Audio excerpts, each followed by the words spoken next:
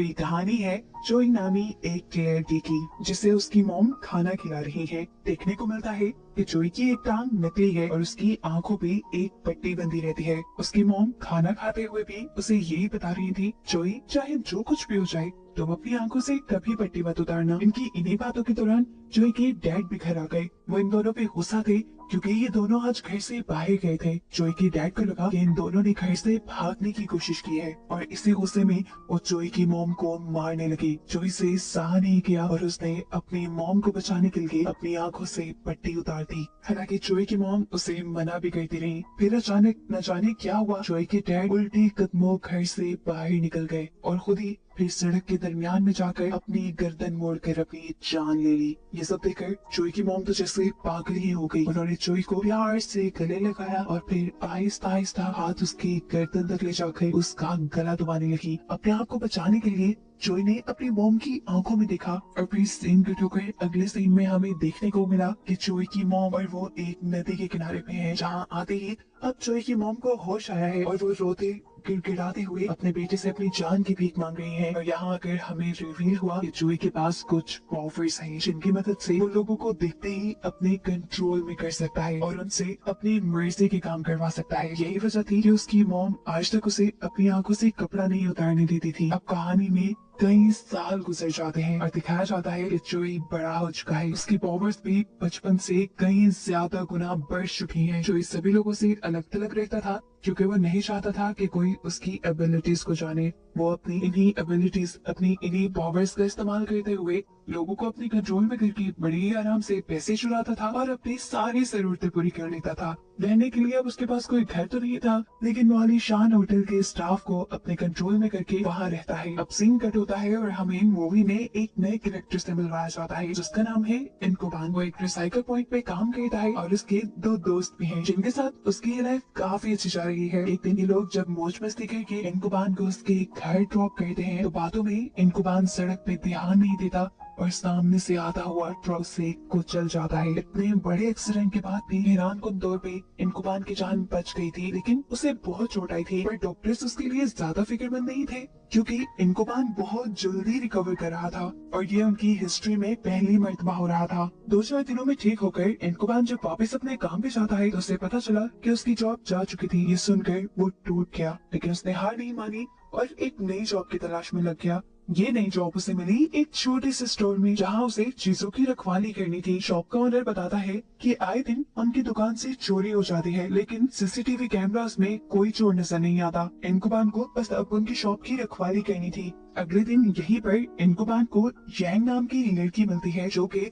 Shop owner की बेटी थी। बातें करते हुए इन दोनों की काफी अच्छी अंडरस्टैंडिंग हो गई। कुछ दिन ऐसे ही गुजरते रहते हैं। फिर एक दिन इनकुबा से मिलने के लिए उसके दोस्त उसी की शॉप पे आ जाते हैं, जिनसे मिलकर इनकुबा बहुत खुश हुआ था। साथ ही इनकुबा के बॉस पे ये सभी मिलकर बातें करने लगे कि एकदम से वहाँ पर आ गया जोई। जोई ने आते ही सब लोगों को एक साथ अपने कंट्रोल में कर लिया, क्योंकि जैसा हम जानते हैं कि उसकी पावर्स पहले से कई ज्यादा बढ़ चुकी हैं। जोई अब ऑनर को ही हिप्नोटाइज करते हुए उसे लॉकर खोलने की कमांड करता है, जिसके बाद ऑनर उसे पैसे निकाल कर जोई को देने लगे। अब यहाँ बैठे हुए इनकुबा को एकदम से फील हुआ कि वो अपने जिस्म को हिला नहीं पा रहा। वो बहुत ही मुश्किल से अपने दिमाग पे और अपने जिस्म पे काबू वापस पाता है और अपना जिस्म हिलाकर पीछे की तरफ देखता है, जहाँ उसे जोई नजर आया। जोई पहली मर्तबा किसी इंसान को अपने कंट्रोल से बाहर निकलता देखकर हैरान था। अब तो उसकी चोरी पकड़ी जाने वाली थी। इनकुबा को रोकने के लिए वो इनकुबा के ये दोस्तों को हिप्नोटाइज करते हुए उनसे इनकुबा को पकड़वा लेता है, जिसके बाद उसने यांग को कमांड दी कि चाकू उठाकर इनकुबा के पेट में स्टैब कर दो। अब जैसा हम जानते हैं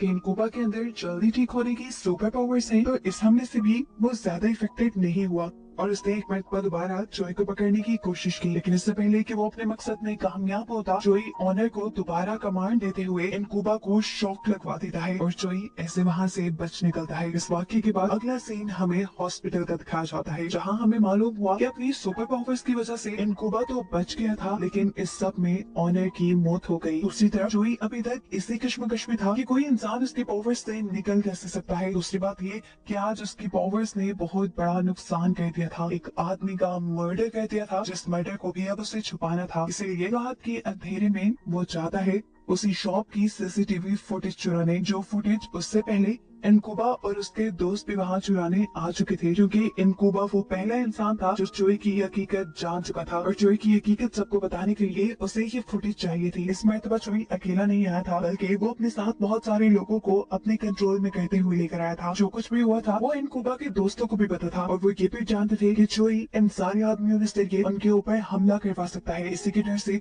वो दोनों वहाँ से भाग जाते हैं, लेकिन इनकुबान वहाँ से नहीं भागता और सीसीटीवी फुटेज चुरा कर वहीं पर छुप जाता है। अब जोई को भी इनकुबान के यहाँ होने का अपनी पावर्स की वजह से पता चल जाता है और वो सीसीटीवी फुटेज उससे लेने के लिए उस पर हमला करना शुरू कर देता है, लेकिन इनकुबान बचकर बाहर अपनी वैन में आ गया। यहाँ आकर उसने देखा कि अब जोई बिल्कुल अकेला था। अब वो उसके ऊपर हमला करने की भी कोशिश नहीं कर रहा, ना ही उससे लड़ने की। और तब वो ये बात समझ गया कि जोई को हमला करने के लिए लोगों की जरूरत होती है। मौके का फायदा उठाकर उसने जोई को पकड़ने के लिए उसका पीछा करना शुरू कर दिया। अब एक सुनसान जगह पे जाकर जोई रुक गया और उसके पीछे इनकुबान ने भी गाड़ी रोक ली। अब जैसे ही इनकुबान गाड़ी से उतरा, उसके ऊपर काफी सारे लोगों ने हमला कर दिया था। असल में जोई यहाँ पर जानबूझकर रुका था, क्योंकि उसने दूर से ही लोगों के ग्रुप को देख लिया था, जिनको उसने अपने कंट्रोल में करके इनकुबान के ऊपर हमला करवा दिया। इससे पहले कि ये लोग इनकुबान को मार देते, उसने अपनी इलेक्ट्रिक गन से जोई के ऊपर ही हमला कर दिया, जिससे जोई का ध्यान भटक गया और सभी लोग उसके कंट्रोल से बाहर निकल गए। लोगों के साइड पे होते ही इनकुबान ने जोई के मुंह पे कपड़ा डाल दिया ताकि वो किसी को भी देखकर अपने कंट्रोल में ना कर सके, और फिर उसे उठा कर ले आया पुलिस स्टेशन में। उसने पुलिस वालों को सारी बात बताई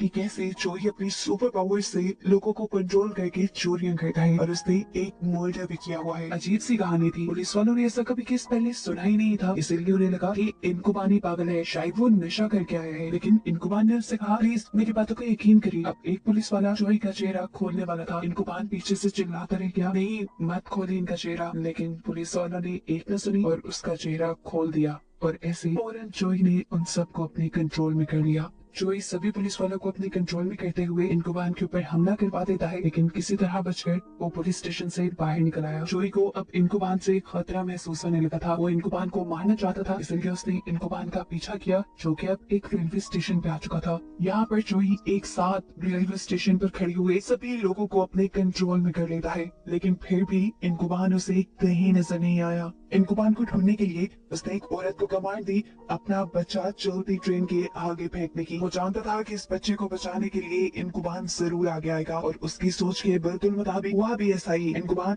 उस बच्चे को बचाने के लिए सामने आ गया। उसने बच्चे को तो बचा लिया, लेकिन खुद उसे बहुत ज्यादा चोट आ गई। इनकुबान की इतनी बुरी हालत हो चुकी थी कि जोई जानता था अब वो मर जाएगा, लेकिन एक चीज जिससे वो अनजान था वो थी इनकुबान की जल्दी ठीक होने वाली सुपर पावर्स। इस सारे वाकये के बाद जोई ने अपने कंट्रोल से सबको आजाद कर दिया और चुपचाप वहाँ से निकल गया। अपने आलीशान होटल जब वापस आया तो उसने देखा कि उसके कमरे में बहुत सारे पुलिस ऑफिसर्स इन्वेस्टिगेशन कर रहे थे, जिन सबको रूम में आते ही उसने कंट्रोल में किया और सबको बाहर निकाल दिया। सीन कट होकर हमें दोबारा इनकुबान को दिखाया जाता है, जो बिल्कुल ठीक ठाक अब अपने दोस्त के गैराज में बैठा है। उसने अपने दोस्त को सारा वाक्य बताया कि कैसे जोई ने उसे पकड़ने के लिए एक बच्चे की जान को खतरे में डाल दिया, वो कितना सफाक और बुरा है। ये दोनों इनकुबान की बात पे यकीन कर लेते हैं और फैसला करते हैं कि मिलकर जोई को मारेंगे। यहाँ पर अब पुलिस को भी जोई के बारे में शक होने लगा था। इन्वेस्टिगेशन करने के लिए वो जोई की मॉम के घर पहुंच जाते हैं और जोई को इस चीज की खबर होने पर वो वक्त से पहले वहाँ पहुँच गए सभी पुलिस ऑफिसर्स को मार देता है। अब तो उसे अपनी मॉम भी अपने लिए खतरा लगने लगी थी, इसलिए उसने सोचा कि वो अपनी मॉम को ही मार देगा। लेकिन जब उसने अपनी मॉम के ऊपर गन पॉइंट की तो उसकी आंख में आए आंसुओं ने उसे रोक दिया। जाते हुए वो अपनी मॉम के लिए कुछ पैसे भी छोड़ के गया, जो उसने थोड़ी ही देर पहले चुराए थे। यहाँ पे हमें पता चला है कि जोई को मारने के लिए इनकुबान के एक दोस्त ने एक ऐसी वैन डिजाइन की है जिसकी बैक पे फ्लैश लगे हैं, ऐसे फ्लैश जिससे कुछ देर के लिए जोई को अंधा कर सकते हैं और उसके कंट्रोल से बाहर निकलकर उसे पकड़ सकते हैं। इसी मिशन और प्लान के चलते ये लोग जोई को ढूंढने के लिए निकल गए। अभी जोई उन्हें मिला नहीं था कि इनकुबान के रास्ते में आंख लग गई और फिर उसकी आंख खुली गाड़ी में आने वाले जोरदार झटके की वजह से, और उसने देखा कि उसका एक दोस्त उसके दूसरे ड्राइव करते हुए दोस्त के ऊपर हमला कर रहा था। ये देखते ही वो समझ गया कि ये काम जोई का है। जोई ने इन्हें कंट्रोल में किया हुआ है और वो कहीं दूर से इनके ऊपर नजर रखे हुए है। इनकुबान उसे ढूंढने के लिए गाड़ी से उतर गया। दूर उसे जोई दिख भी गया जो एक बिल्डिंग के अंदर जा रहा था